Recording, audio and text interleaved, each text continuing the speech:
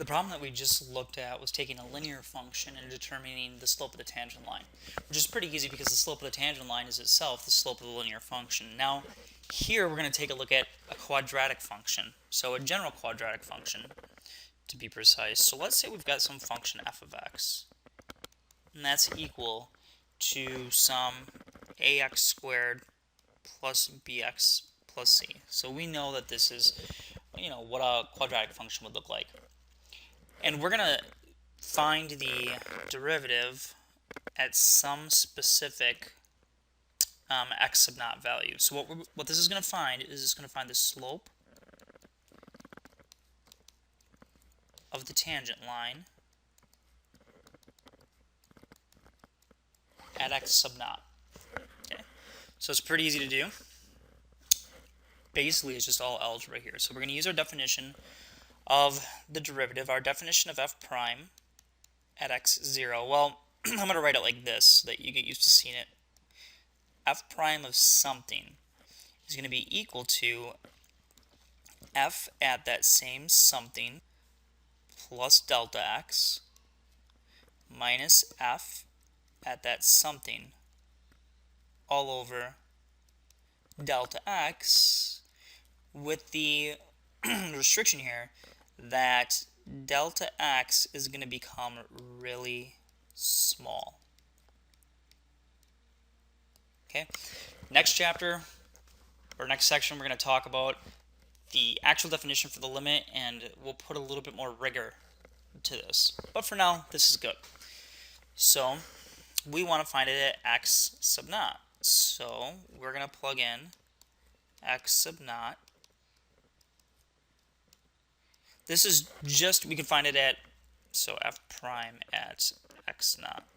So what we're finding, we could find it at A, or we could find it at D, or we could find it at smiley face if we wanted to. It doesn't matter. Okay, it's completely irrelevant what this variable is.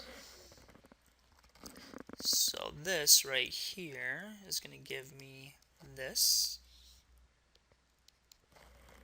Okay.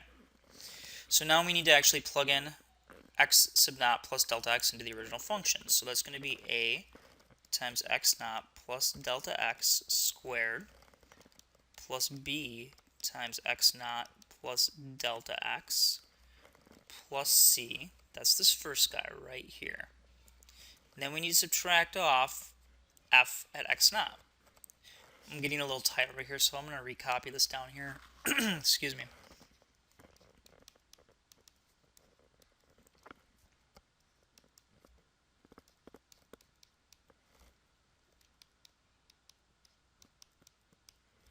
So that's, in fact, you know what? Let me use a different color here.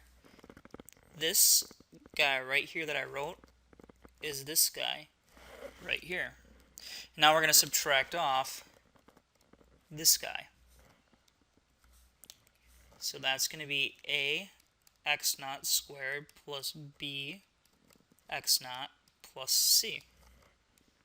Why? Because this right here is f at x naught. We're plugging in x naught into it. And that's all over delta x. So we'll go ahead and we'll distribute this guy out. So it's going to be a times x naught squared plus 2 x naught delta x plus delta x squared plus b x naught plus, oops, I'm actually going to multiply that in. And that doesn't really matter, but let's just do it anyway. B x naught plus b delta x plus c minus a x naught squared plus b x naught plus c, but we're subtracting all those, right? So let's switch this to negative and that to negative. Okay, because we have to subtract out each piece. All over delta x. So what? So now we've got to go ahead and multiply this guy in. So this is going to be a x naught squared plus 2a x naught delta x plus a times delta x squared plus b x naught plus b delta x plus c minus a x naught squared minus b x naught minus c. That's all over delta x. It's a lot of work, right? But we just, as long as we're consistent with our algebra and we're making sure our variable's in the right spot, we're good. Okay, so now what cancels? Well, the ax naught and the negative ax naught squared, those cancel. The bx naught and the negative bx naught cancel, and the positive c and the negative c cancel. So we're left with only things with a delta x in them. And so I'm going to factor out the delta x out of the top, and I'm left with the following. 2a x naught plus a times delta x plus b all over delta x. Now, the idea is we're letting delta x get really close to 0, but not be equal to 0, so we can cancel these guys out, and we can say that this is equivalent to 2a x naught plus a delta x plus b. As delta x gets really close to 0, 2a x naught plus a delta x plus b goes to just 2a x naught plus b. This term right here is going to become incredibly small so that it really is irrelevant anymore. I mean, it's like if you had $1 million and someone gave you a penny, you wouldn't care because the penny doesn't matter. It's so insignificant. That's what that piece right there is.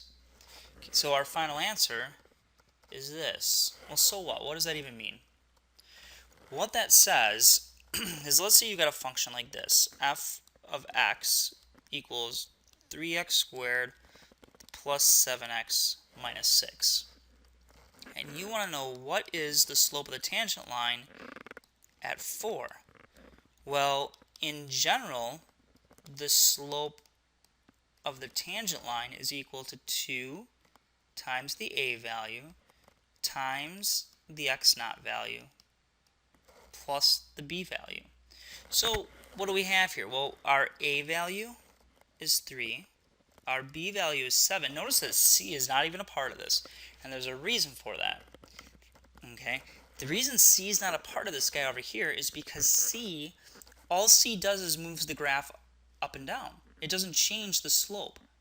So if you think about a graph like this, and you look at the slope of the tangent line, if you move that graph up or down, that tangent line is still going to have the same slope. It doesn't matter whether you move it up or down. That's why c doesn't matter in here. And our x naught, guys, is 4. So what I can tell you is, for this equation right here, the slope of the tangent line at x equals 4 is going to be given by 2 times a times x naught plus b, which is 2 times 3, which is 6 times 4 is 24, plus 7 is 31. So the slope of the tangent line for this particular function at an x value of 4 is 31. So here's what I mean. This function, I don't know exactly what it looks like around the origin, but I can tell you that at 4, when you go up, okay, and you look at the tangent line at 4, this guy has a slope of 31. That's what I can tell you. Okay, and it's just based off of using this general form.